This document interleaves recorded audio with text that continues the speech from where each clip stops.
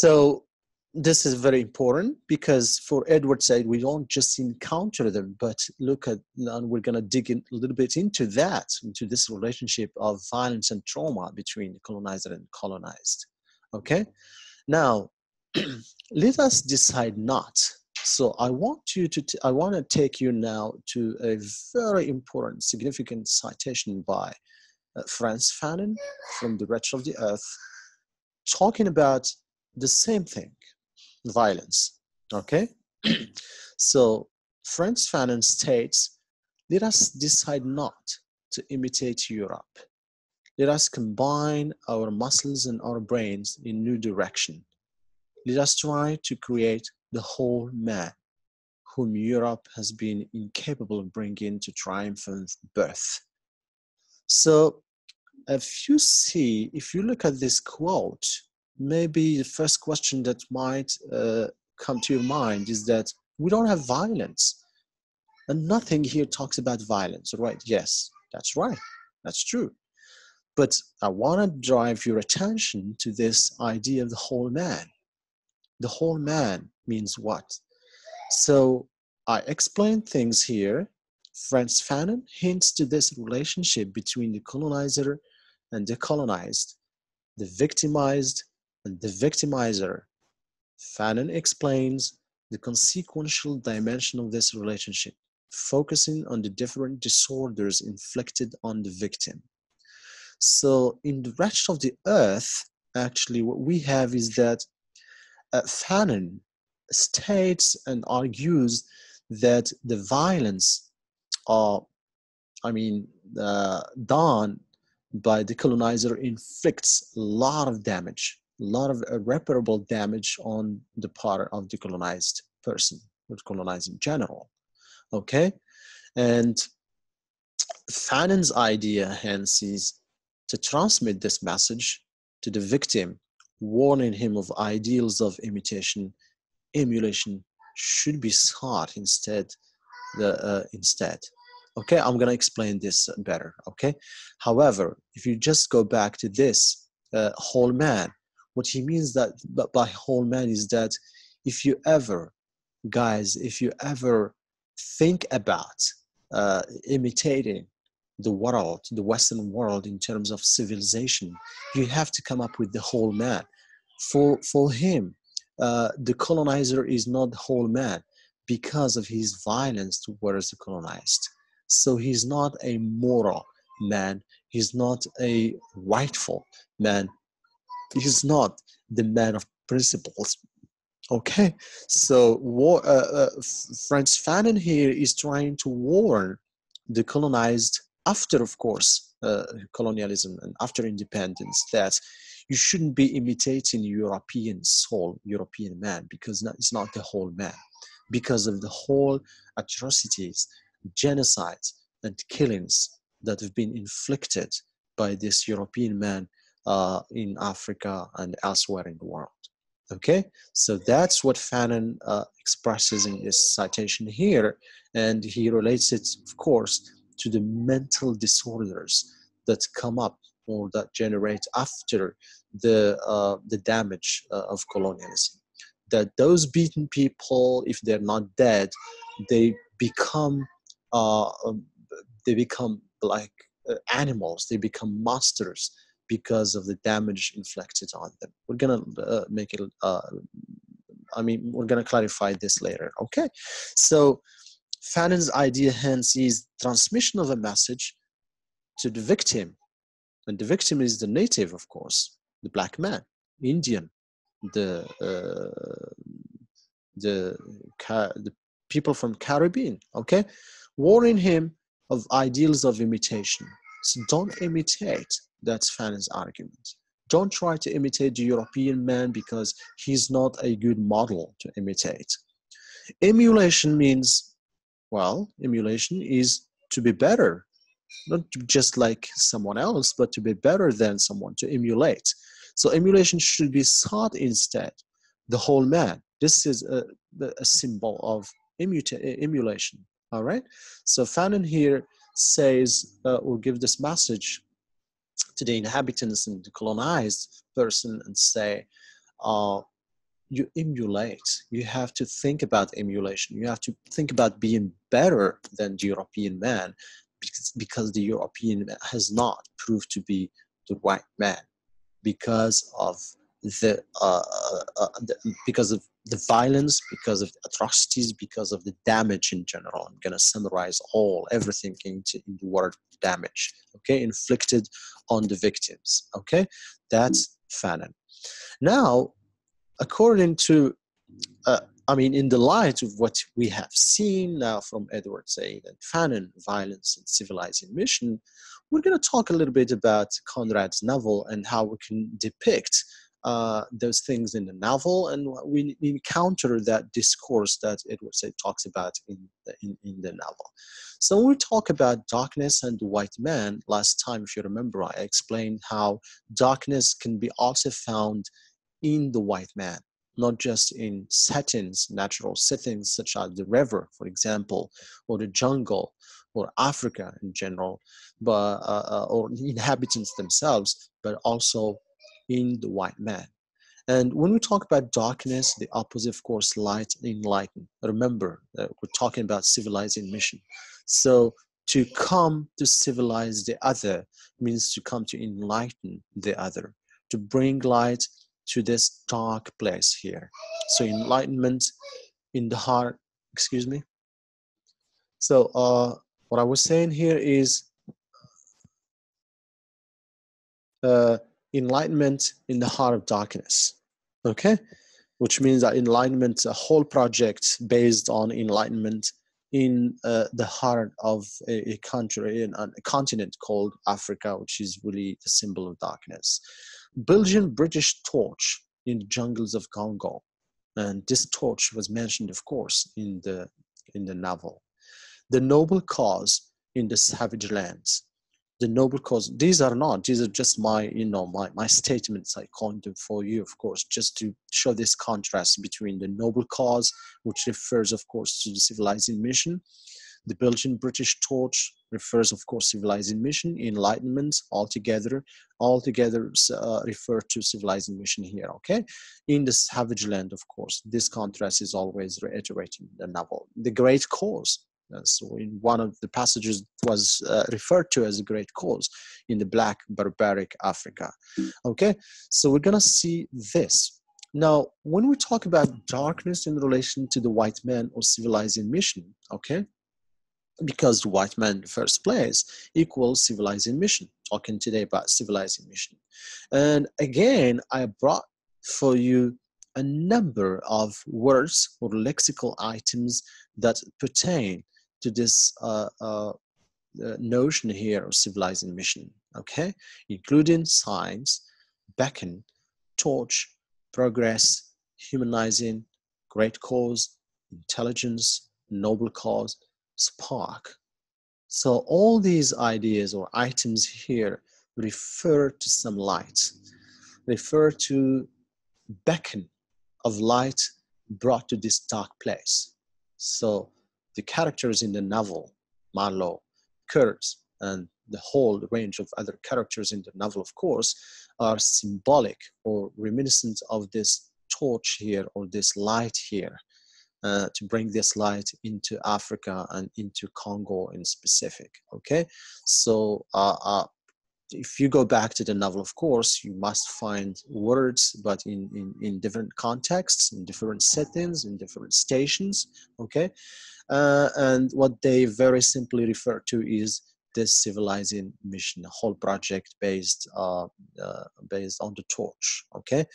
Now, I would like to talk today very specifically about this character of Kurtz, because Kurtz is the first significant symbol in our novel here of the civilizing mission, okay? So Kurtz equals civilizing mission. So how was Kurtz referred to in the novel, or has been referred to throughout the whole structure of the novel? Mr. Kurtz was the best agent, an exceptional man, of the greatest importance to the company, a man of many talents, eloquent, master, and so on and so forth. So nowhere in the story is Kurtz underestimated. Okay, He's been eulogized, praised throughout the whole structure of the story.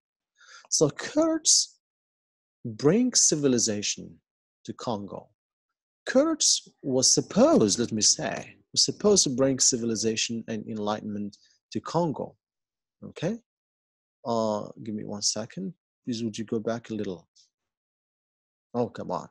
We don't have time to go back a little. Where? Where should I go back? Okay. I'm sorry, Aziz, we don't have time. Okay. So I was talking about Kurtz being the symbol, okay, of this civilizing mission. And he's the most important character beside Marlowe, of course. But Kurtz is even more important in the story just because of how he's being referred to in different passages. Even Marlowe himself acknowledges that this Kurtz is really somebody, okay? And all the characters in the novel, please stop your chats because, oh, yeah, okay, yeah, thank you. He's explaining. Good. So, as I said, now Mr. Kurtz was the best agent. Kurtz just symbolizes the white man's burden, white man's mission, okay, of civilizing mission. So whenever we mention Kurtz, we have to remember is very much reminiscent of the civilizing mission. Why? Because everything is positive about him. The whole range of characters in the novel talk about Kurtz in an ideal way, in a very positive way. And this is one way to justify also the civilizing mission in Africa. That what we brought you is civilization, is humanizing, so it's something which is positive, something which is good. So Kurtz being referred to in positive terms in different passages is just an idea of eulogizing and praising the mission civilisatrice, la mission civilisatrice in the novel. Okay, so this Kurtz is a significance, whose significance, of course, is civilizing mission, is also a mystery. Okay, so meaning that civilizing mission itself. Okay, so when I said Kurtz is himself a mystery, which means that the whole civilizing mission we should question about that. All right, so it's questionable because it's mysterious. And again, why? Because of the gap between what it purports to bring and to be and reality. Okay, so Kurtz again is referred to as an efficient man or efficient fellow. Efficiency. He's prodigy. Prodigy means very genius. Okay, he's sometimes even supernatural. He's referred to as supernatural. Okay, so he exceeds or goes beyond human sphere. Actually, he's great. He's prominent, etc. He's an epitome of colonialist enterprise, of course, as I said. He's a paradox of empires, morals, and ethics. Now, here again, we have the fracture. The fracture is that although he's, regardless of all the terms and notions that eulogize this man, he's still a paradox because of this mystery. He's a paradox of empires, morals, and ethics. The destination and the journey, the final character to be sought. Kurtz is the final destination to be sought in the novel. All right, and that's the whole idea or the whole reason behind this journey, or this exploration journey made by Marlowe and the other characters. So Kurtz very simply and very prominently equals the civilizing mission, but this civilizing mission that is fractured. As just as much as Kurtz himself is a character, he's being fractured in the novel. Okay, so Kurtz signifies this gap, and I put it in capital letters because this is very important in this colonial discourse and post-colonial discourse, of course, is that the significance of Kurtz holds or carries the gap between what the colonialist enterprise purports, morals, ethics, humanizing, civilizing, philanthropy, and the colonial realities of Africa. The very plain, damaged, the empire inflicts on Africa and its peoples. Okay, as I stated here. So very simply that la mission civilisatrice is fractured in terms of a paradox. Okay, again, we talk about ambivalence here, all right? So it purports to be civilizing, humanizing, instructing people, bringing light to darkness, to undarken, okay? So it's a kind of some sort of morals and ethics. But what happens in reality, the colonial realities of Africa, the damage that is inflicted on Africa, it just discloses, I mean, the very reality or very truth of colonial enterprise, colonialist enterprise in general. So that's the gap. So how? Kurt has been throughout the novel referred to as a god, even God, an omniscient agent measured with high efficiency and benefit for his empire. So for readers of the novel, the first or every time they encounter this eulogy of Kurt's, they think he's God. This is a God sent by Europe and is going to fix every detail that is really that is bad in the world of Africa, the African world.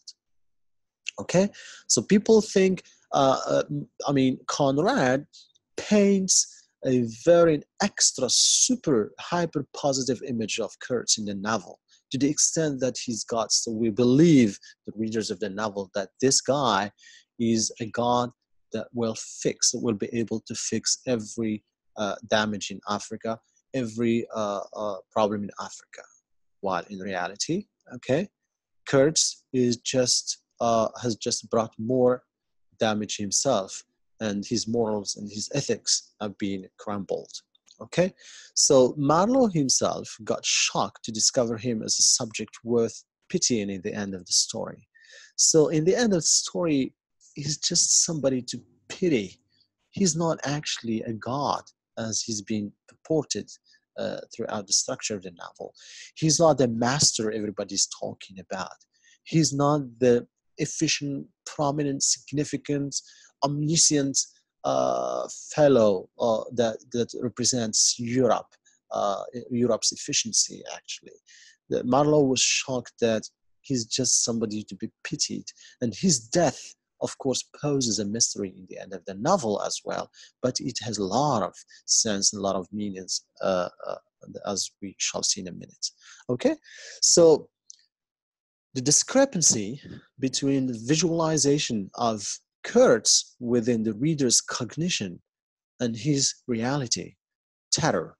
What is his reality about? Terror, atrocities, cut off heads, after having been discovered by Marlowe, is reminiscent again of this disjoint and balanced, paradoxical relationship between Europeans, the white man, and Africans, Orientals, the other. So I hope you got the point here. Excuse me. Discrepancy, the paradox between the visualization of Kurtz within the reader's cognition. As I said, whenever we read a passage that eulogizes, that praises Kurtz, we think of him. We have visual representation of him as God, as an omniscient man who has marvels at his hands and can just magic in his hand, by which he can change the world, actually. Okay, but against his reality, okay, which is based on what? Terror, atrocities, and heads cut off. And this, of course, has been discovered by Marlowe, all right? So Marlowe discloses this piece of information by the end that, well, he's just a man worth pitying, okay? Shows what? Shows this imbalanced and this paradoxical relationship of colonialism, which means, and this brings back Mrs. again to my mind, because I love that guy. Just, you see, there could have been contact. There could have been a better contact between the colonizer and the colonized. Between, sorry, not the colonizer and the colonized. Between the white man, the European man, and the African man. It was not necessary to resort to colonial experience to have this contact, which is really significant. Okay, and this just proves what we see here. I mean, based on the character of Kurds and the damage inflicted on Africans, shows this disjoint and this imbalanced and this overlapping relationship between Europeans and with Africans. Okay, so which means that the whole civilizing mission is fractured and is disjoint and is paradoxical and is imbalanced, overlapping. It could, we'll see later, that it just turns against itself. Okay, now look at this here. But I love this passage because I depicted this passage for you because it has this fracture and this paradox in the novel. Okay, so but he had been a couple of years already out there engaged in noble cause, and this Marlowe is talking about the Danish friend, his Danish friend who's been in Africa for a couple of years. All right, so he was there before. Okay, so but he had been a couple of years, this Danish friend, already out there engaged in a noble cause, you know, and he probably felt the need at last of asserting his self-respect in some way. So everybody who is engaged in this civilizing mission, of course, they need self-respect. They need to be credited or paid credits by Europeans. Why? Because they've held a great project, a great enterprise, and they conducted that project in Africa, which was not very simple. So this guy just says that, well, the Danish friend also, because he was engaged in noble cause, you know, he probably felt the need of at last of asserting his self-respect in some way. Therefore, he whacked the old nigger mercilessly while a big crowd of his people watched him. So I hope you understand, of course you understand the fracture that I'm talking about here, the ambivalence I'm talking about here, the complete paradox and discrepancy that this passage holds because of this noble cause, as we see here, and the man seeking self-respect, all right? And very simply or very immediately later, therefore, he whacked the old nigger mercilessly. So how the hell, as I always said, we would understand that a man engaged in noble cause and seeking self-respect and credit just comes later. Why? Because of being merciless, because of showing no mercy to the natives. So he whacked, which means it's another notion or another symbol of damage. He whacked the old nigger.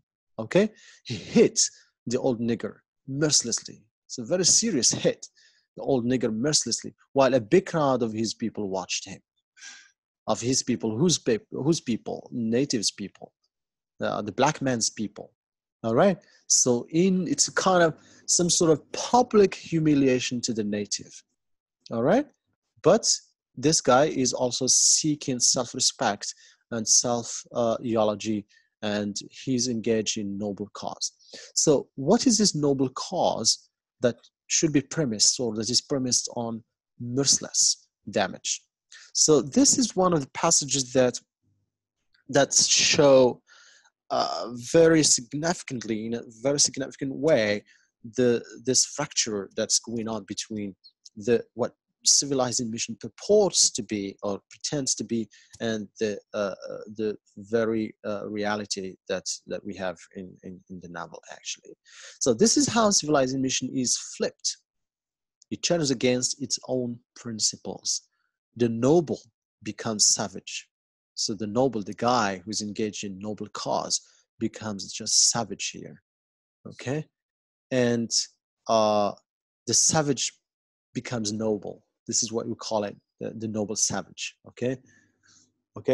So self-respect has been seeking turns into disaster. And by the way, this guy, this colonizer here, this Danish guy, just, I mean, died in the end of the page. I mean, if you go back to this passage here, I think in on page 50 or 55, or I don't remember here, but you need to go back to the novel. All right. So this guy died, passed away by the end by one of the natives. So in the end, he was just like a joke, a dead person. Great. But what I want you to understand here is this fracture of the colonial discourse, fracture of civilizing mission, and the paradoxes that it holds inside its discourse.